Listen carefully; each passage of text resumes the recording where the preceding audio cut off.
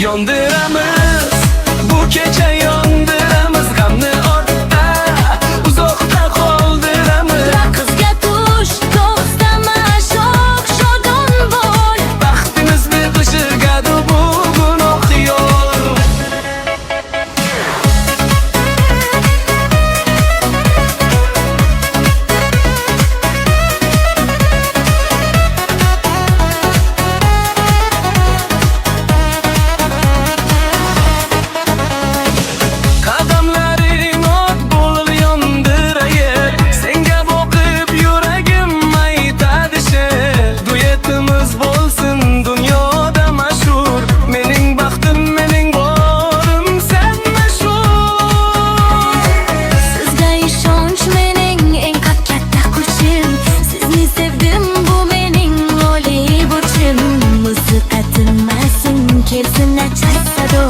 Bu kecha bo'lamiz biz ish qaydadir.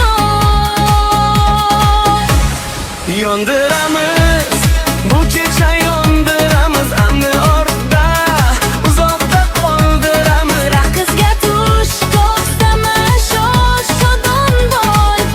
Baxtimizga bugun oq yo'l.